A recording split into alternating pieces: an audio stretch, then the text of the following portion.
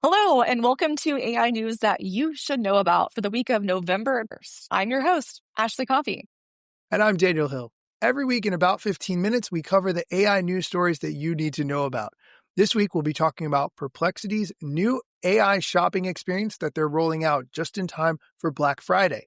We'll also talk about Google releasing Gemini 3 with major improvements in multimodal reasoning and performance. We'll also talk about Google rolling out Gemini to Android Auto globally and Wikipedia's new guide to detect AI writing. Awesome. We'll be covering all of that on our show today. But first, here's a quick word from our sponsors. Welcome back. Let's dive in. Our top story this week is Perplexity rolls out a brand new AI shopping experience just in time for Black Friday and the holidays. This is coming to you from CNET, and this is really good timing because people are turning more and more to artificial intelligence for online shopping, and this revamped shopping experience is more conversational versus how you see things pop up in Pinterest. So their new AI tool will help people narrow down the type of product they are looking for, and it will also call upon past chats to personalize product recommendations. We're here. Perplexity said new intelligent product cards will showcase the best options, which is better than the quote unquote endless grid of items that cannot inspire joy.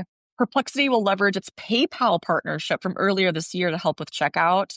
And since consumers are increasingly conversing with AI chatbots when they're shopping online, AI companies are releasing more comprehensive shopping experiences to keep users coming back and keep them engaged in their language learning model, because that, works both ways. The more you use it, the more it gets trained. And it includes adding more information such as images and checkout functionalities in addition to the AI-powered web features. So what do you think about this, Daniel? I have some questions right off the bat. One of the things that I'm curious about is how products are shown and if products are ranked based on how useful they are, whether or not they got 5-star reviews, whether or not people have paid to have their products be higher up in the list of recommended items, or how that's going to work. I was recently listening to an interview with Cory Doctorow, and he was explaining that Amazon products that you see when you search on Amazon.com are essentially bumped to the top if the sellers are willing to pay for those items. So Yep. I'm curious if Perplexity is doing something similar here.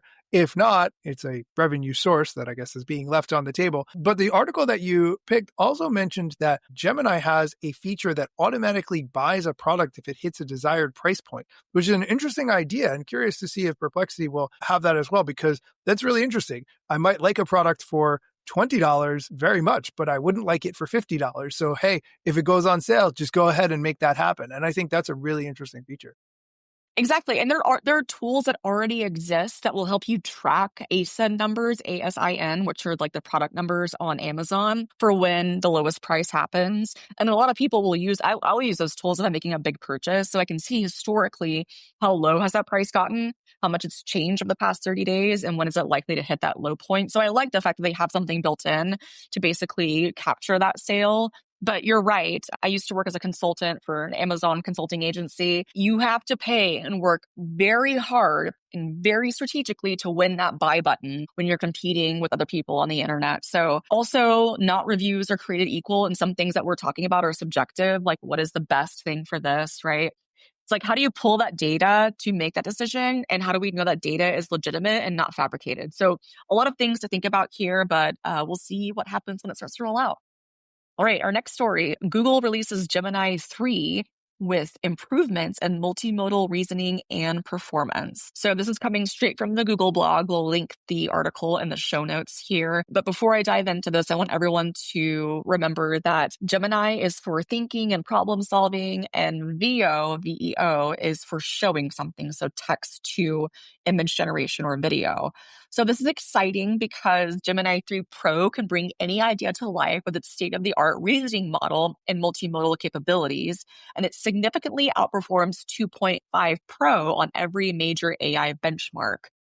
This is exciting. So what I mean by multimodal, please add that to your vocabulary if you're listening. Multimodal means the ability to read information in different formats. So multimodal means voice, it means video, it means text, it means images. So pretty much anything that we're able to output from ourselves is considered multimodal. So really think about that when you're using your AI tools, because 90% of people are only using the text function, not the voice function. But this is really exciting. So beyond text, Gemini 3 Pro redefines multimodal reasoning with some high percentage scores and a high degree of reliability. So excited to see what this is. I've seen Google really hit the top on all these AI benchmarks for months. So it doesn't surprise me that 3 Pro is outranking almost everything else, including GPT 5.1. What are your thoughts, Daniel? Really nice to see how much the Google team is focused on this. I do think that, and we talked about it a little bit before we started hitting record on this episode, but I do think this LLM environment is detrimental to SEO practices, to people's websites being sources of information that people actually visit. Now, Google is saving you time, admittedly, by pulling all that information in. So every time you do a Google search for a question and you get that summarized answer, right? That's what Gemini is doing. That's what Gemini is taking care of. I'm looking forward to seeing how that improves because it really is a time saver. But ultimately, if you were dependent on a website to get a certain number of clicks, traffic, whatever, because of having that information, I think that number's only going to go down over time as these LLMs improve, specifically Gemini's, that I think has been a wonderful introduction to LLMs by people who might not ordinarily download ChatGPT and use it or ask it questions, but because they're so used to Googling things, they're getting information from Gemini. Exactly. I kid you not. Every single day I see people type things into Google that you can easily just add .com to and get directly there. People don't realize all the things that shift around whenever you Google search something. And yeah, so that could be a whole nother episode for another day. But we're going to take a quick break. But when we come back, we'll be talking about Gemini rolling out Android Auto globally and Wikipedia's guide, Signs of AI Writing. Welcome back. Let's continue with our stories. The next one has to do with Google rolling out Gemini to Android Auto globally. If you have used Android Auto, you've used Google Assistant, which really hasn't changed much in a long time. Voice assistants require that you phrase your request exactly as they're expecting in order to get the task completed. Google Assistant in Android Auto, it works. It does the job. You can ask it to navigate here or, make a phone call or different things, but it can't really have that back and forth conversation that we've come to expect from LLMs. So really nice to see this new announcement. Google has said today, Gemini will replace Google Assistant in Android Auto. And if you have the Gemini app on your phone and you use Android Auto, it will be rolled out to you automatically. The real best part of this is that you can now have a natural back and forth conversation to complete complex tasks, likely while you are driving. That's really the thing that makes this so important is you don't want to be looking at you should not be looking at your phone while you drive. You to be able to get information while you're driving. So voice activated is the best way to do that. Android Auto historically has been great for so many things, but you shouldn't really have to touch the screen if you don't need to. You shouldn't have to pull out your phone at all or touch your phone at all while you're driving. So this integration of having Gemini as part of the Android Auto experience, I think is only going to improve things. The article gives the example of users asking questions about businesses along their route to find something specific, like saying, I need your help. I'm suddenly craving certain kind of food. Can you find a spot on my route that's open now or near my destination? These are questions that ordinary Google Assistant could not handle at all. Nice to see that Gemini will be able to support these. Ashley, what do you think?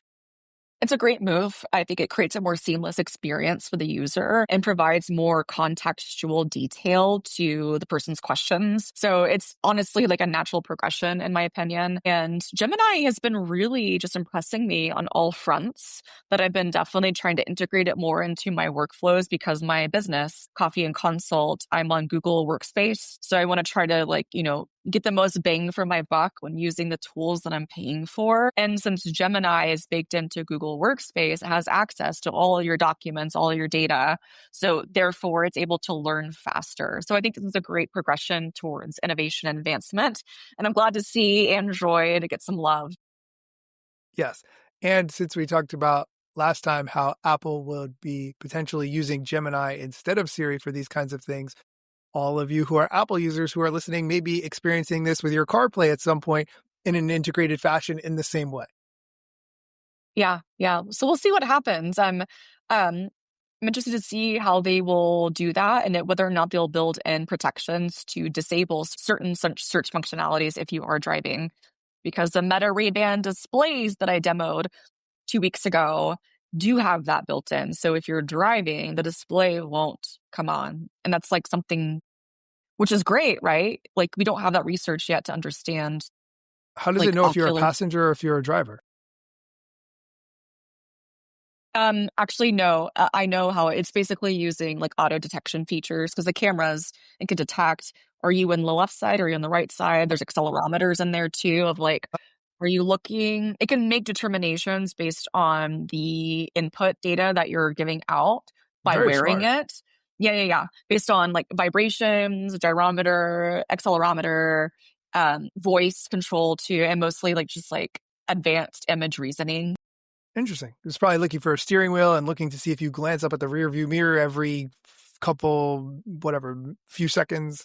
That's a very smart way to do it. Great, great. So we'll see what happens. Let's move on to our last story, which comes from Wikipedia. They've launched a new guide to help you detect signs of AI writing. If you are trying to detect whether or not a block of text was written by a large language model, this is very hard to do. People have said if you're looking for things like M dashes or specific words like delve or underscore, that can help to give away whether or not an LLM was used. But the Hmm. tools that detect whether AI was used or not are incredibly inaccurate. And the models get updated so fast that these tools can't keep up at all. The team Hmm. at Wikipedia has posted their guide called Signs of AI Writing, which can help readers to detect if an LLM has been used. Hmm. The guide starts off with what we already know. The detecting tools, not helpful. But what it does focus on are habits and phrases that are rare on Wikipedia, but common on the internet, and therefore will be common in LLMs. According to the guide, AI Hmm. text often focuses on emphasizing why a subject is important, using generic terms like a pivotal moment or a broader movement, and spending a lot of time detailing how minor media spots make whatever the subject is seem more notable than it is. This is the kind of thing that you would get from a personal bio, but not an independent source. Interestingly, in this Wikipedia guide, they say don't treat these signs as a problem to be fixed. They're literally saying to the LLM creators, don't take these tools that we're giving you or indicators that we're giving you and fix them because that's not going to help. This article is very interesting. They even give more examples like LLM's tendency to use vague marketing language that's very common on the internet. They say it sounds like the transcript of a TV commercial. That's how you know you're reading language that's AI generated. Very good. I will link to this in the show notes. Ashley, what are your thoughts? I'm so glad you picked this one. It's been on top of mind lately. And I was actually talking to a colleague the other day about how so many people in the marketing and advertising agencies are using 100% AI written content and blog posts. And Google will actually deprioritize your content if it detects that. Interesting. One, stop doing that if you are doing it. And two, like definitely read this as well. I think it provides a lot of context and nuance. Wikipedia has always been a contention point for a lot of people. But yes, there are things I will stand on the hill and die on it for my M dash. I've been using M dashes since grade school. So I still use them. I just changed the formatting and how it is just how it's displayed. But I always have the rule of thumb, make sure that your content is at least 20% human. I think this is a great, and this is the first of its kind to come out as a guide. I'm a professor too, and um, the system that we use is called an LMS, the learning management system. It has something baked in called Turnitin. It's like a higher ed platform that's supposed to scan things for plagiarism. I don't do that anymore because of how many times it flags incorrectly about things being AI generated. And I'll actually take a manual look at it. And I'm like, this is not AI generated. I know it's not. So there's like, I feel like these companies really need to take a step back and understand what they're trying to sell. My wife is also a professor. I'm not sure if I mentioned this before. And she uses a tool similar that will detect whether or not AI was used. But I told her right from the outset, like there's ways around it. To your point, it could be 20%, change whatever percentage that is. But I read a hack, and this was from right when ChatGPT launched, where people were saying, okay, take whatever text it gives you, chuck it into Google Translate, translate to another language, then translate it back into English, and it will be different enough that it will not be detected by an AI detector. Now, whether or not that still works, I don't know. But my point No. is, there are so many workarounds and loopholes and things that you could do to make your text look like it was human generated when it was not. You might Mhm. as well just write it at that point. But this guide that Wikipedia has given can at least help you to figure out whether or not what you're reading is generally written by a human or not. And I think that's really what we're looking for, some barometer to tell. Yes. So we don't get to the dead internet theory of everything being just generated constantly. That is it for our AI news that you should know about this week. And now Ashley's AI/tech tip of the week. Okay, my tech tip of the week is ask yourself what problem you are solving before you use a new AI tool. I meet with clients all the time that are like, hey, my friend told me about this cool new tool called Superhuman that responds to my emails and organizes my inbox. And I'm like, yeah, it's not the best for everyone. It's definitely different. So ask yourself what problem you're trying to solve before you use an AI tool. And then ask yourself how much do you care about the privacy of your data, not just now, but in the future, because you want to be cautious about using free AI tools. There's nothing is free. We know that. So basically, the exchange for free is your information to use to train a language learning model. So any free trial you sign up for a new platform, just remember that is happening. But that's not to say that that should prevent you from trying new things. You can try out new things. And if you don't like it, what you can do is send an email to the company to say, I'd like all my information removed from your servers and any other areas where it might be used to train language learning models. And they are legally required to comply with that. So use that to help protect yourself and make a little bit more tangible and wise decisions about which AI tools that you want to use, not just now, but for in the future too. Very smart. Okay, you can find links to everything we've discussed in the show notes. You can connect with us on social media. We'd love to hear what you think of the show and how we can improve it. You can find me at Daniel Hill Media on Instagram, Threads, and YouTube. And thank you for listening to today's episode of AI news that you should know about. If you like the show, we would love to hear from you. Please go ahead and leave us a 5-star rate and review wherever you listen to your podcast. Maybe that's Apple Podcasts, maybe that's Spotify. It goes a long way in helping other people who are interested in staying ahead of the AI curve find our content. So it takes less than 1 minute. Feel free to do that. You never know. We might mention you on the show and give you a shout out. But if you want more tech talk, you can find me on Instagram at Ashley R. Coffee 89.